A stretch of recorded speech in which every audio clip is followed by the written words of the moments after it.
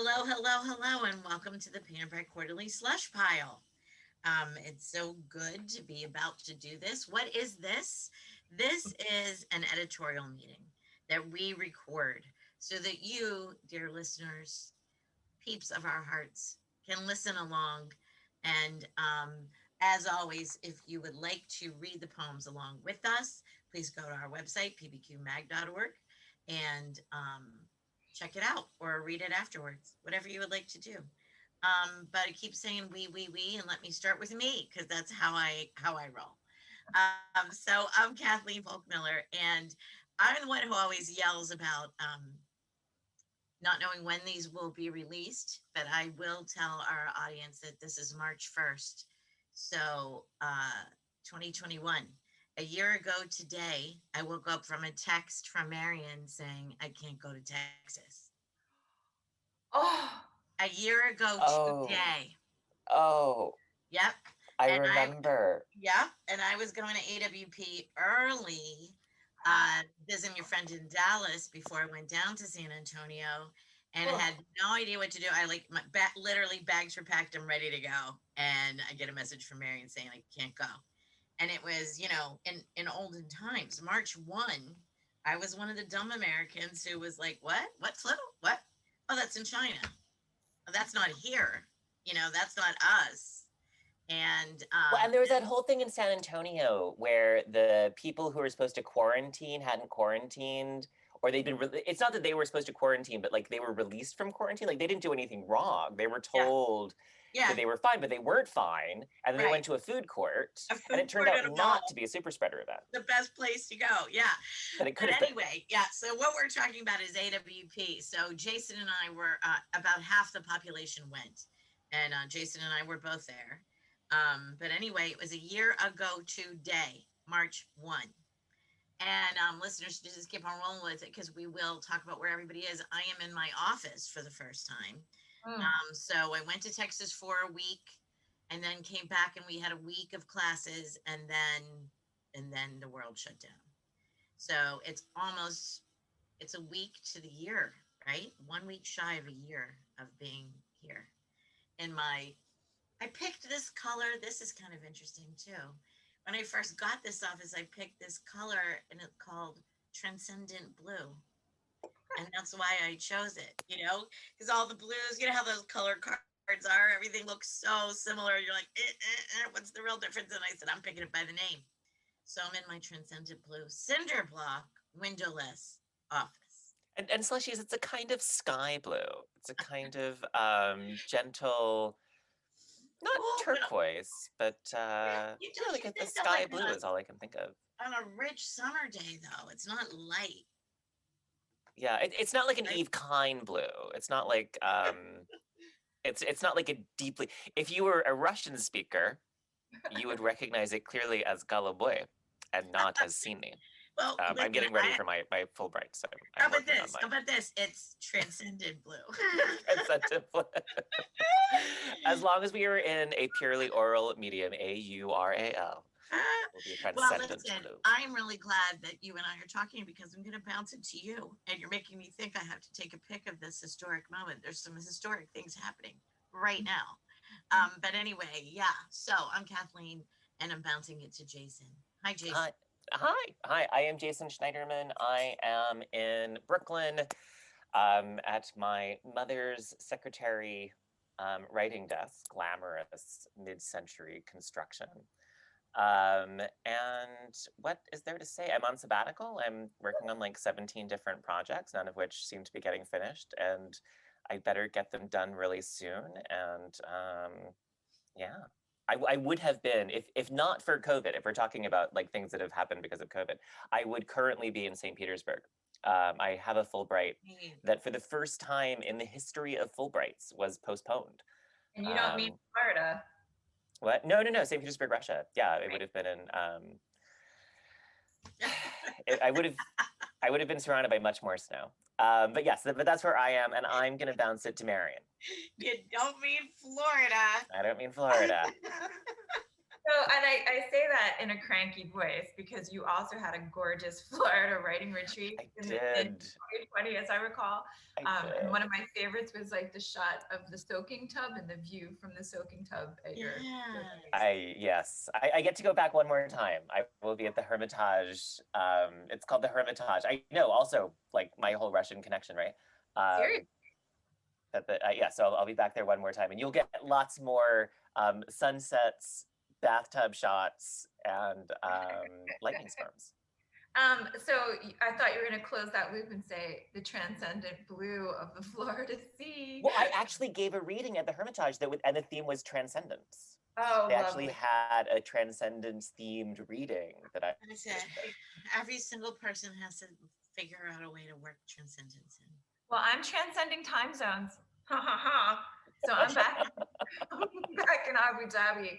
And I'm extricating myself from the wormhole that Kathleen just created, thinking that it's been a year since canceling the AWP trip. And if, you know, this won't be out in time, but AWP is online this year, and that's going to be a big adventure.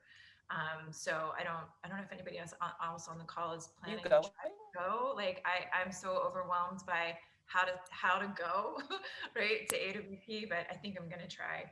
And the I in that try is Marion. Hi, it's Marion. Lovely to see you all on this call.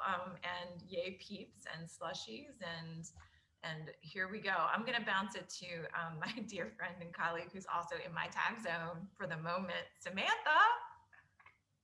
Hi everyone. I am called Samantha. I'm in Dubai. I also call myself Samantha.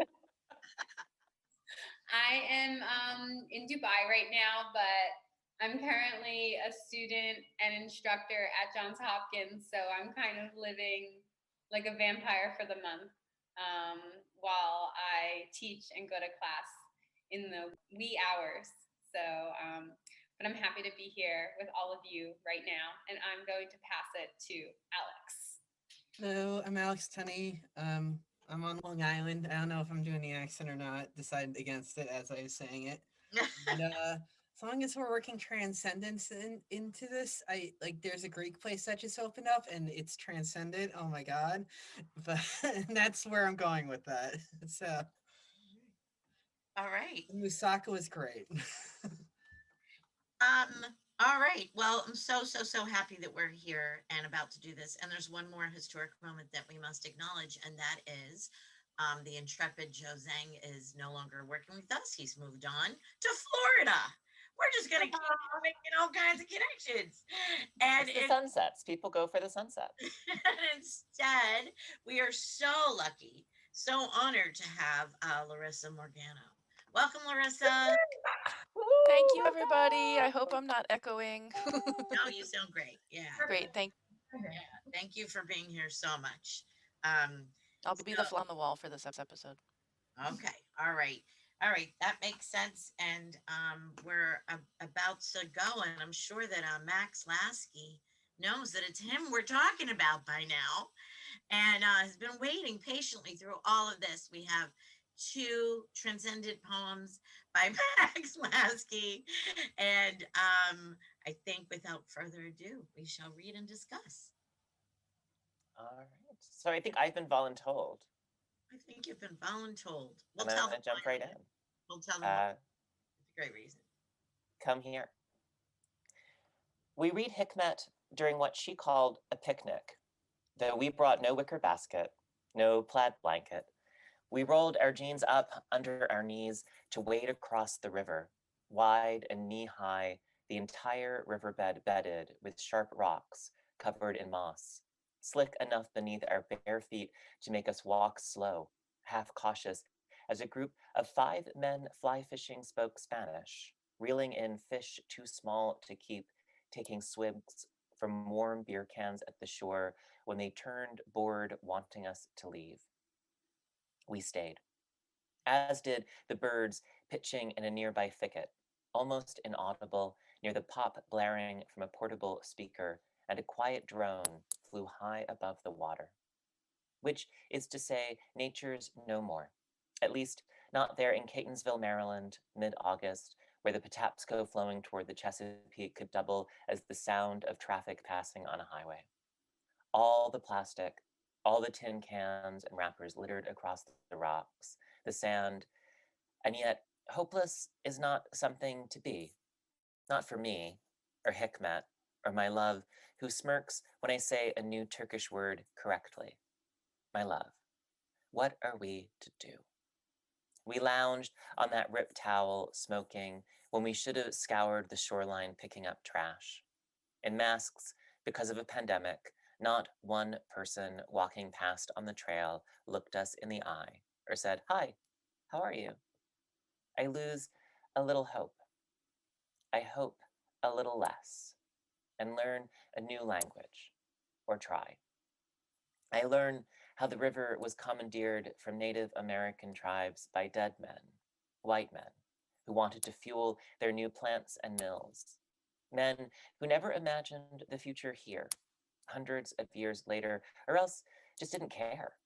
Not for us, or the two women who walked hand in hand, a leashed dog barking at their feet, not the men who spoke Spanish and looked at me confused when I asked, "What kind of fish is that?" I already knew it was a trout. I already knew Hikmet was a communist who loved Marx and Lenin and each of his 3 wives. Some of us strive to better the world. Some strive to better ourselves, and the striving sometimes transcends joy. Hikmet tried both not long ago when he wrote, "My strength is that I'm not alone in this big world. The world and its people are no secret in my heart, no mystery in my science. Calmly and openly, I took my place in the great struggle." I turned to face a warm wind that laced my face with sand, for the future's ever-changing, before it even happens. Come here and change me, you whose tongue on my tongue tastes of Turkish tobacco and sun, you who say the unsayable. Come here, Ashkim. Lend me your hope. Teach me how to grin again after 2 decades of elegy and a broken language rife with misogyny and God. We took Nazim to the water's edge and read the translations energetically, sweating as the park closed and the sun lowered, and for a few moments, it seemed as if it was just us 3 and the river, carving through the earth like the blood through our veins. I learned a new word for landscape. Great reading, Jason. Really great reading. Wow. And now, It had a good mouthfeel. It Yeah. was really nicely paced. It was actually really, really a pleasure to read out loud. Yeah. I can see it immediately, right? Like we read Hikmet during what she called a picnic, though we brought no wicker basket, no plaid blanket, right? There's something so like precise and yet commonplace about the words being placed almost like this mosaic, right? Of Yeah, and all of the strands kind of flow back over each other really nicely. Like a lot of time when you have that many balls in the air, the Spanish-speaking fishers and history and Hikmet's communism and engagement with global struggle for communism and being in love with someone new and wading in a river and a pandemic and like there's so many things going on, and it felt so effortless and smooth. Like as kind of things came back up, there was nothing forced. There was nothing kind of rigid. There was nothing sort of like, oh, I have to get back to this now. Like it felt so smooth. Like it just felt so natural. and yet, like you said, like it's almost like this spiraling, right? This sort of. So if I look at the place just after the Catonsville, Maryland, mid-August, where the Patapsco flowing towards the Chesapeake could double as the sound of traffic passing on a highway, all the plastic, all the tin cans, and the wrappers, right? There's something about that sort of like, I'm going to use a word that you've turned me on to recently, a kind of helix, but this is almost like a gyre, right? There's a kind of spiral at the center that holds all of these pieces together. But that particular moment almost feels cinematic in the way it's sort of like you're on the riverbed, but it's spiraling up and out and then back down into the sort of like just the luck, right, of the speaker, the lover, and Hikmet, right? And all that trash, right? And all those people looking the other way and fishermen bored at their presence, right? It's kind of ethereal and strange. Yeah.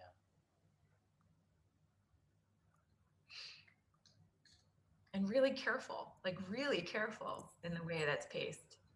Well, there are a lot of things that could go really wrong here. Like just sort of thinking about, how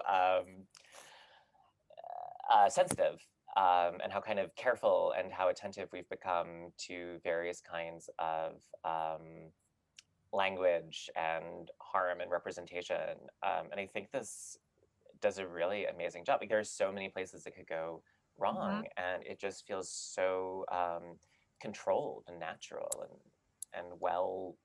It feels really well inhabited. Like nothing feels like it's being made to be something that it's not. Nothing feels that it's being forced to kind of do a service for the poet's experience that is not what it is. And I think that's really, I give props. I'm impressed.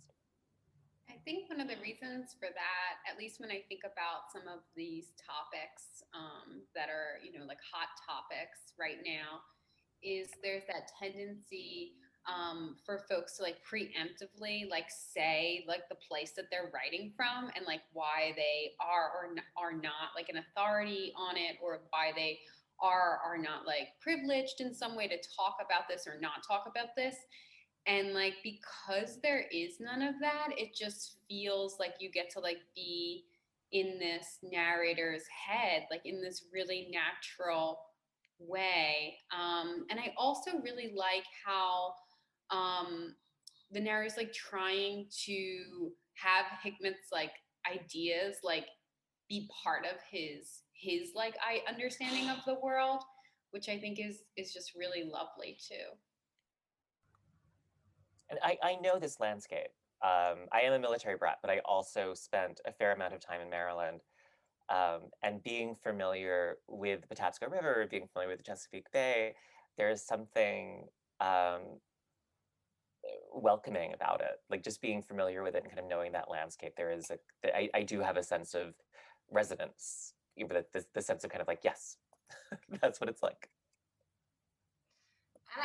But I love then this sort of the place where it lands then is like I learned a new word for landscape, right? And that's working in so many ways. Like it's working at the level of the Turkish, like he's learning Turkish words, right?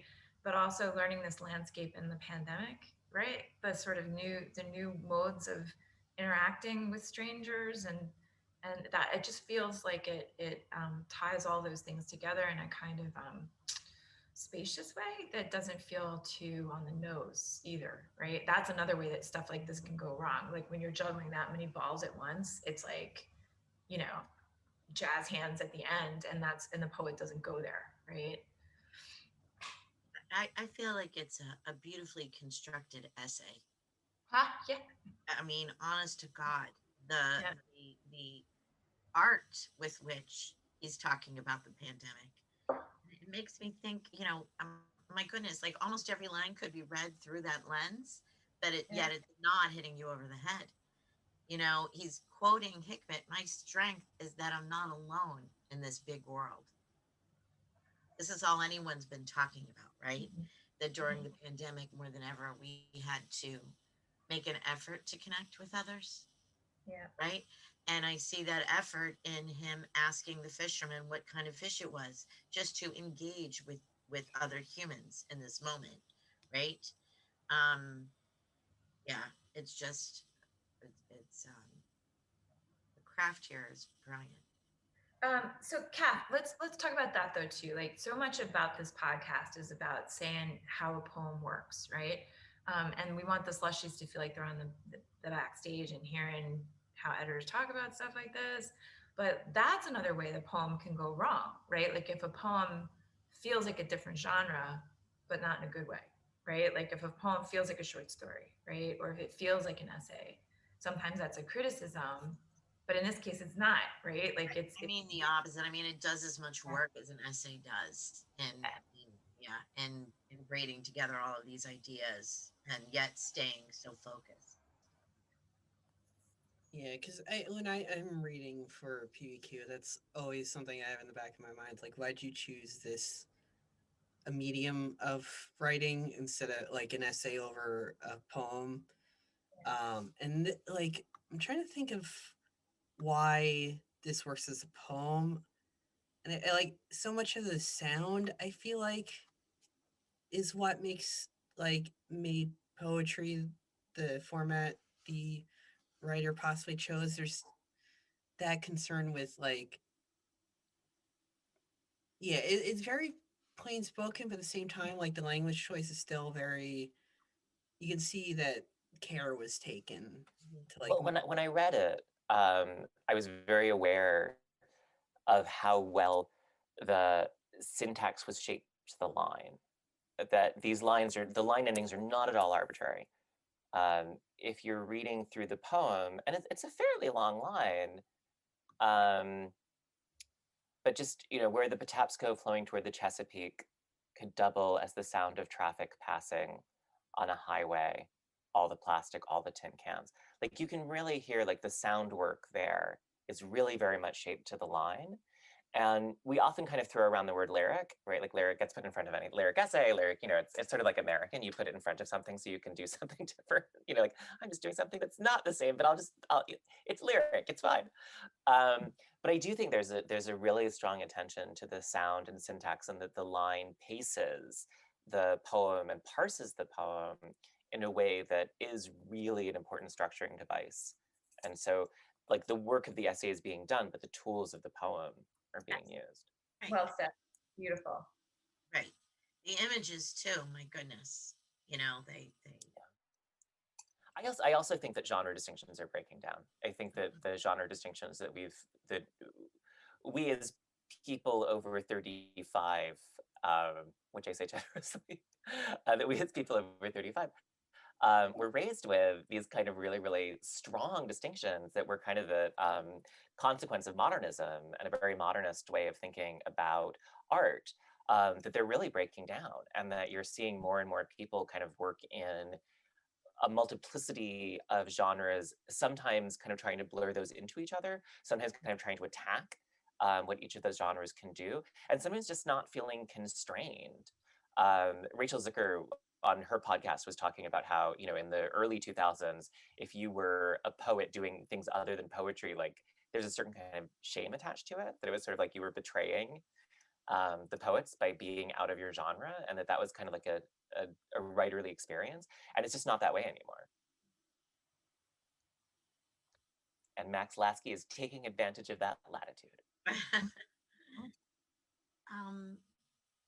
Jason. Yeah. Could we trouble you to maybe read it once more and then we'll vote? Sure. Can I tell you something weird about my accent? Of course.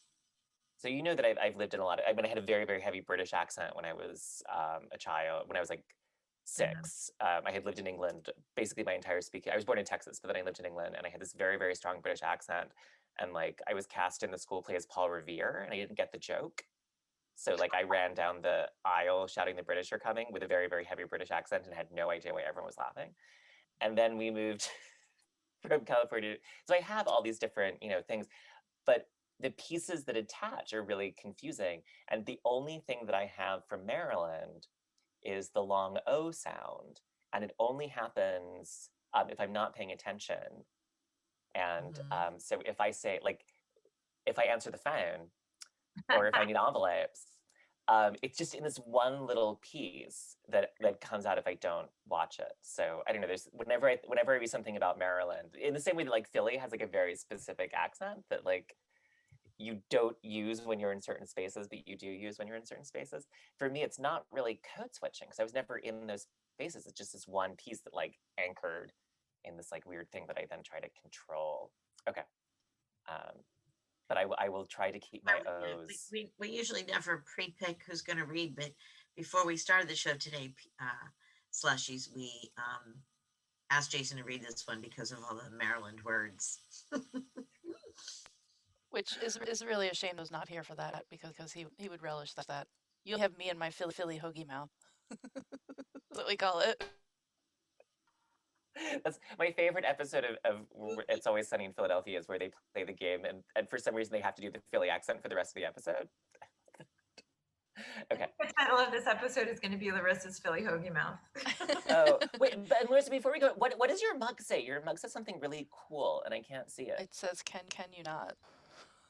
Can you not? Can you not? It's not, I'm not giving you subliminal mental messages. It's just my favorite mug because it's giant and holds a lot of coffee. All right, without further ado, I will read the poem a second time. Come here. We read Hikmet during what she called a picnic. Though we brought no wicker basket, no plaid blanket, we rolled our jeans up under our knees to wade across the river, wide and knee-high, the entire riverbed bedded with sharp rocks covered in moss, slick enough beneath our bare feet to make us walk slow, half cautious, as a group of 5 men fly fishing spoke Spanish, reeling in fish too small to keep, taking swigs from warm beer cans at the shore when they turned bored, wanting us to leave. We stayed, as did the birds, pitching in a nearby thicket, almost inaudible. Near the pop blaring from a portable speaker and a quiet drone flew high above the water, which is to say, nature's no more, at least not there, in Catonsville, Maryland, mid-August, where the Patapsco flowing toward the Chesapeake could double as the sound of traffic passing on a highway. All the plastic, all the tin cans and wrappers littered across the rocks, the sand, and yet hopeless is not something to be, not for me or Hikmet or my love, who smirks when I say a new Turkish word correctly. My love, what are we to do? We lounged on that ripped towel, smoking, when we should have scoured the shoreline, picking up trash. In masks, because of a pandemic, not one person walking past on the trail looked us in the eye or said, "Hi, how are you?" I lose a little hope. I hope a little less and learn a new language, or try. I learn how the river was commandeered from Native American tribes by dead men, white men, who wanted to fuel their new plants and mills, men who never imagined the future here, hundreds of years later, or else just didn't care. Not for us, or the 2 women who walked hand in hand, a leash dog barking at their feet, not the men who spoke in Spanish and looked at me confused when I asked, "What kind of fish is that?" I already knew it was a trout. I already knew Hikmet was a communist who loved Marx and Lenin and each of his 3 wives. Some of us strive to better the world. Some strive to better ourselves, and the striving sometimes transcends joy. Hikmet tried both not long ago when he wrote, "My strength is that I'm not alone in this big world. The world and its people are no secret in my heart, no mystery in my science. Calmly and openly, I took my place in the great struggle. I turned to face a warm wind that laced my face with sand, for the future's ever-changing before it even happens. Come here and change me, you whose tongue on my tongue tastes of Turkish tobacco at sun, you who say the unsayable. Come here, Ashkim, lend me your hope. Teach me how to grin again after 2 decades of elegy and a broken language rife with misogyny and God. We took Nazim to the water's edge and read the translations energetically, sweating as the park closed and the sun lowered, and for a few moments, it seemed as if it was just us 3 and the river, carving through the earth, like the blood through our veins. I learned a new word for landscape.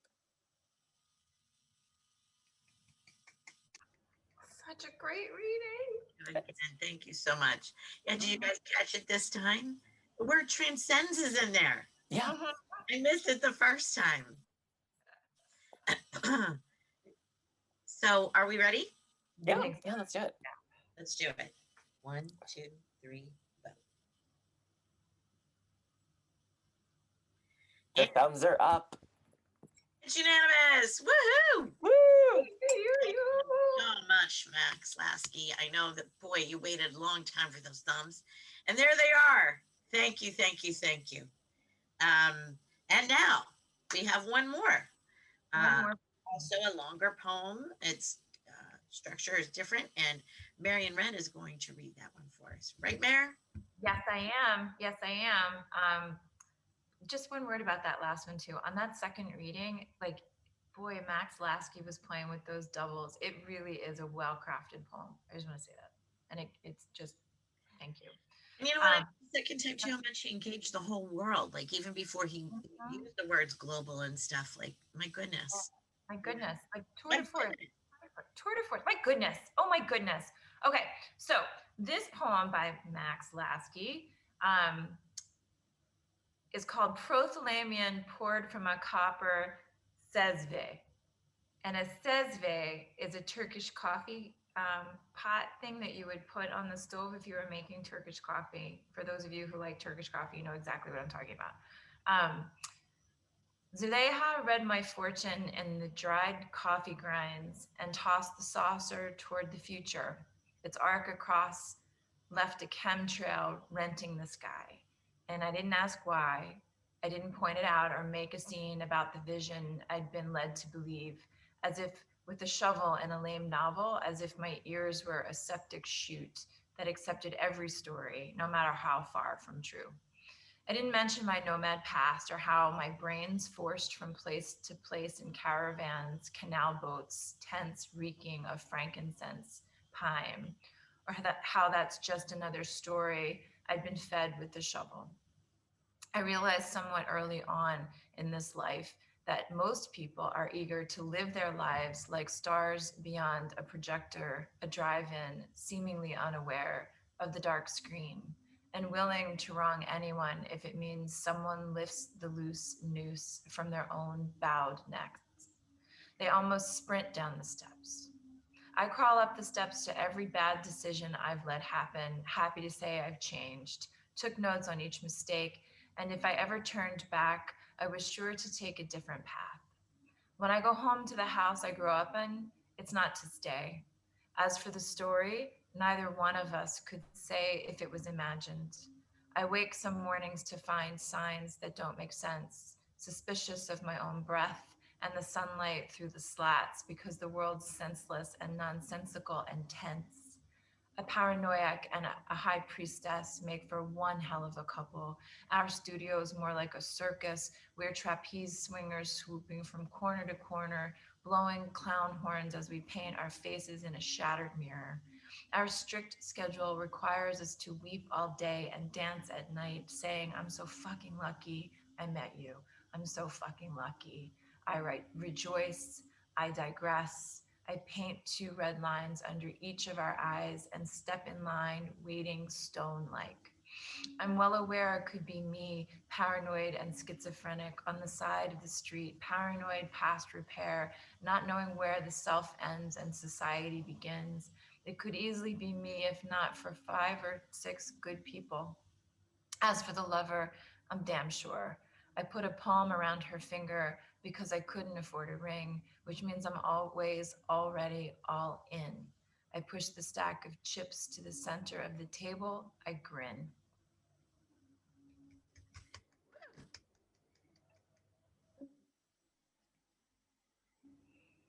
Well done. Good Hey, reading. Max Lasky. Yeah. Hey, Max Lasky. What you doing here? Yes. Speaking of tight circus, like I guess Max Lasky is a bit of a tightrope walker with the poetry. Just like it's like the in a lesser hands, like stuff wouldn't work. Like love poems are hard to write because they're really only meant for one person sometimes. But like this, it's like okay, I'm in the world, and then I, it's about like a journey, like the understanding of himself and how his lover or the authors for how we speak about poetry, but you know what I mean. Just like it's not like if I was in that person's shoes, I love this poem, but I also like the poem, even as I'm not that person, which is hard. Like sometimes you lose sight of that. It's a poem about a bunch of different stuff, and also this. Yeah, I mean, I think, Alex, what I hear you saying too is there's something about the address here. It's both like this like specific love song, right? But then it's like also Prothalamion, like the sort of marriage song, right? Celebrating the ritual, right, of the marriage, of the love, right? And also one of the wildest rides. I love this image of a tightrope. I think you're absolutely on point with that. There's like between the reading of the coffee grinds to the sort of like the magic predictions within this celebratory song is pretty kind of funky. I'm just wanting to linger at almost every line, at least every third line. I want to just stay and read again and quote them all to you right now. But there's too much. There's too much that's. I was going to say something small that I like about this poem and the last one, which is also a love poem in ways too, is that I don't feel like the love has an age bracket around it. Like I feel sometimes I read love poems and I can tell like, oh, this is a first love, or oh, they're like, this is like from kind of like older souls. But both these poems, and especially this one, I can't really guess the narrator or the beloved's age, and I really like that. Yeah, I didn't even think about that, but that's a true point. Yeah, it does have that sort of timeless quality to it as well, right? Like, but I like the way you frame that, Samantha. It's not like sort of pegged to a particular kind of, even though the Prothalamion, it's meant to be like marriage poem, right? Like it's the genre is specific, but the feeling is spacious, And the thing I have to say, like the pleasure of reading this is also a little tricky because the sound play on these lines, right? Like chemtrail renting, sky, and I didn't ask why, right? That kind of shovel novel, right? Bounces down these couplets the whole way. It's sort of like pinball, like how he's playing with sounds, right? And I mean, and the couplets are just absolutely. This has to be done that way because of the rhyme, because of all these short little phrases he does as well. And I just found a little moment. And also I love the always already. I'm always already all in. Like if you've studied critical theory, like this always already is this tick of critical theory, something is always already. And it's really just a translation of like the French à partir de, like from the start of, or from the inception. But like this always already is very, I find it very funny in a love poem because it's this little marker of critical theory for something that's, because you only use it for something that's already wrong, right? Like from the moment it was always already wrong, but here it's right, that I was always already all in. Love that. I think there is other moments of humor, very light humor, very gentle humor, but as if with a shovel in a lame novel, as if my ears were a septic chute that accepted every story, no matter how far from true. Right? I'm definitely smiling a lot through this. Yeah. I rejoice, I digress, I paint 2 red lines under each of our eyes. I want to read it aloud too, it just looks like it'll be so fun.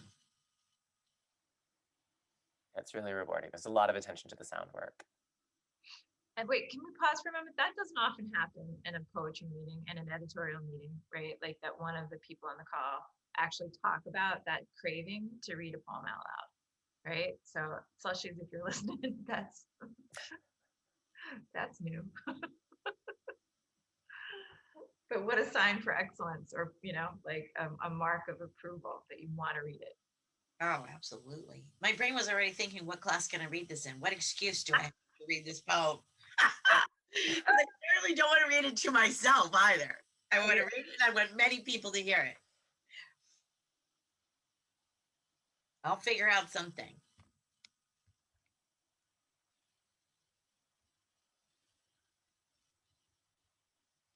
So as usual, Slushies, if you're new here, when we go quiet, that's the sound of thinking. Maybe you're already reading along on our website and pbqmag.org. And, pause, go read it aloud and come back before the vote.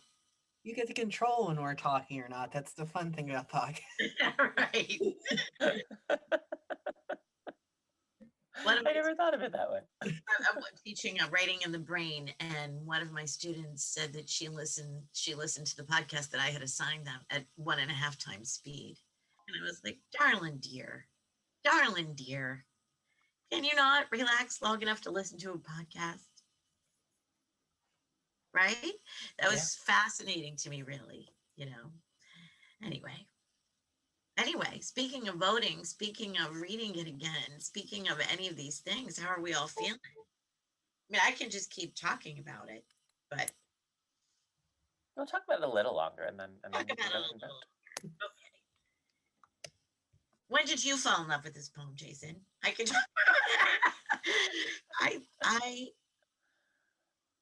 When did I fall in love with a poem? Very early on. Left a chemtrail renting the sky, and I didn't ask why. I didn't point it out or make a scene about the vision I'd been led to believe, as if with a shovel in a lame novel, as if my ears were a septic chute that accepted every story, no matter how far from true. The way that rhyme sets you up for this much longer sentence. It goes from a fairly short syntactical unit to a fairly long syntactical unit, while kind of retaining the same couplet structure and carrying you through the sound, but then going from a very kind of staccato thought unit to a really expanded thought unit, and then kind of bringing in all of these things. And actually, I was a little like, oh, chemtrails? Like, do we need to go there? And then, yeah, like after a while, I was like, yeah, I like that. And the way that this has a kind of like one way it might be is called like a kind of stickiness, where like sort of everything from the surrounding culture is sort of like getting stuck to it, but also a kind of capaciousness that sort of like all of these really annoying things that we live with and all these sort of like really terrifying structures that we've kind of become so aware of make it into the poem, that the marriage happens within a context, that this is going to start small and grow while retaining the same structure. I thought that's where I found that. And it's so interesting to me that you use that word sticky in the way you did, right? So as if the poem itself is causing references to adhere to it, right? Right. And I actually thought the stickiness was the way the sounds and the line breaks and those couplets work on the reader. Like it feels like I'm stuck to it. Like everywhere my eye lands, right? Like and particularly here, right? I crawl up the steps to every bad decision I've let happen. Happy to say I've changed, took notes on each mistake, and if I ever turned back, I was sure to take a different path. That's like half a Zen koan, right? And also just ballsy. You know what I mean? Like, I crawl up the steps to every bad decision I've ever made. So it's like as if you're walking to like the hangman's noose and at the same time owning your shit. Right? And Marion, I was going to quote that same section for this reason. I'm fascinated by how tightly and how well everything has a twin, everything has a parallel. He's just playing so much with these doubles. Before the I crawl up the steps is they almost sprint down the steps, right? Everything is this and that, this and that. I realized somewhat early on in this early life that most people are eager to live their lives like stars beyond a projector.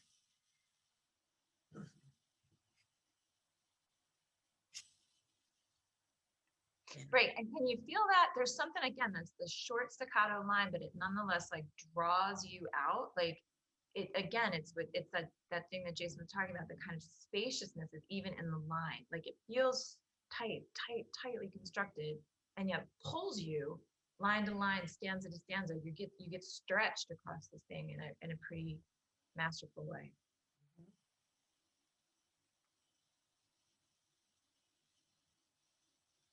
This is just magic, right? He uses some words twice, but not with, a lot of consistency. And it all just works. Right. And I get that's something to note too. Sometimes in lesser poems, the repetition of some of the sort of key terms or key words gets like blunt force trauma. You get like punched in the face with that after a while and you can't read it anymore. Right. It gets, it hits a kind of tone of mediocrity, but that doesn't happen. Right. That's the magic. Or it points to the magic. And oh wait, I know what we can still talk about. I push the stack of chips to the center of the table. I grin. So good. Fuck yes. So good. Betting it all. All right. So what do you say? Can I read it again? Or Kathleen, do you want to read it? Do you want to try it? No, thank you, but you do it. Okay. All right. Going in. Ready? Mm-hmm.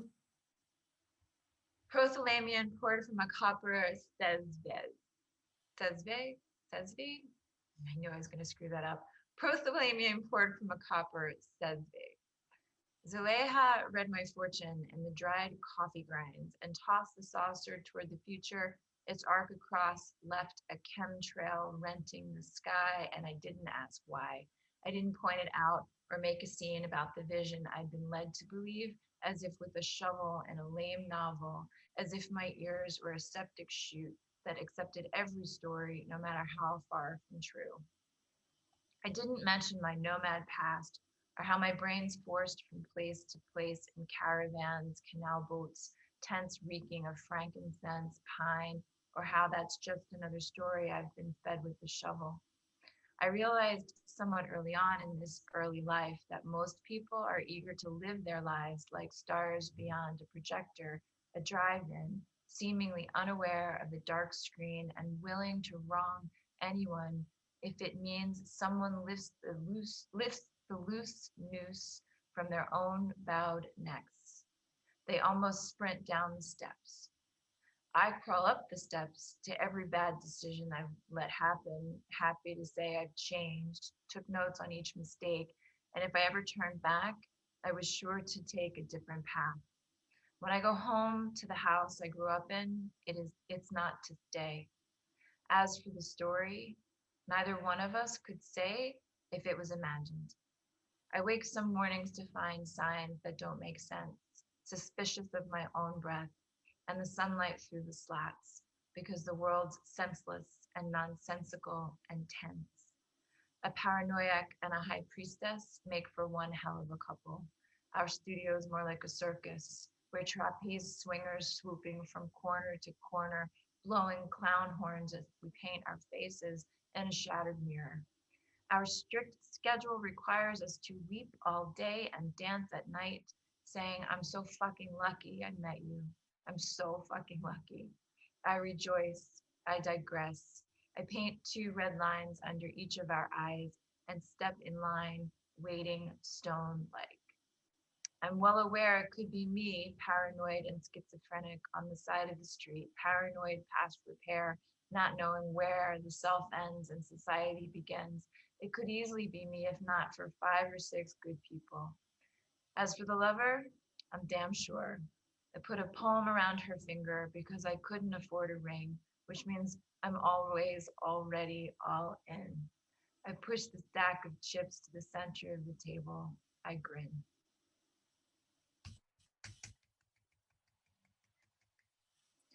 Again. Woo, woo. Honestly, that line about the 5 or 6 good people, man, it just reminds me of PBQ.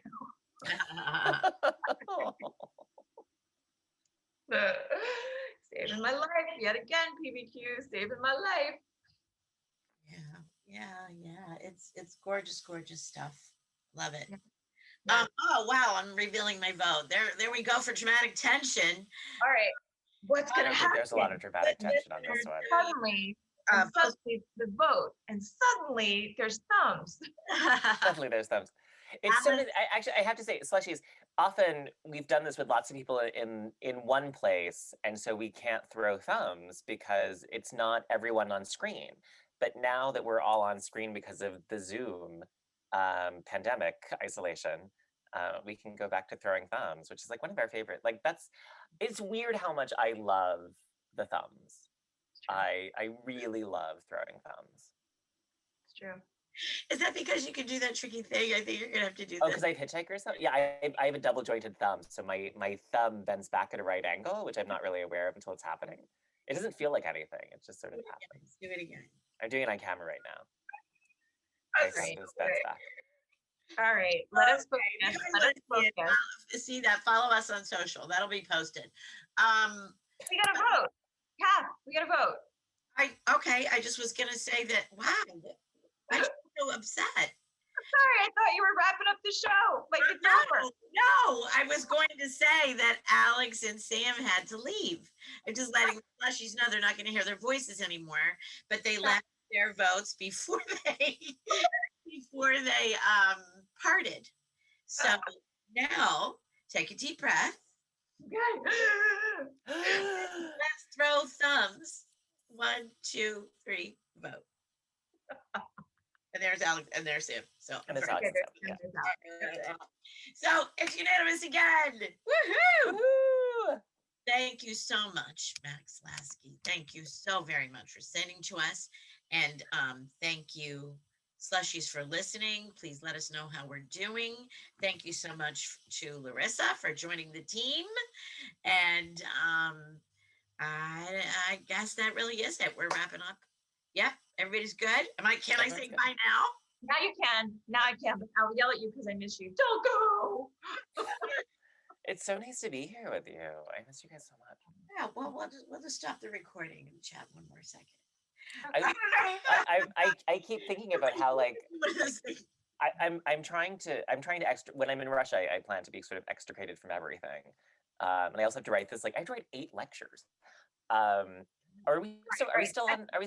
Wait, we're not recording. Still in here. Now we're gonna go goodbye. Okay, we're doing goodbye now, right? Okay. We'll figure out if Jason can still be on the podcast. All right. So keep reading. Bye. Thank you. Bye.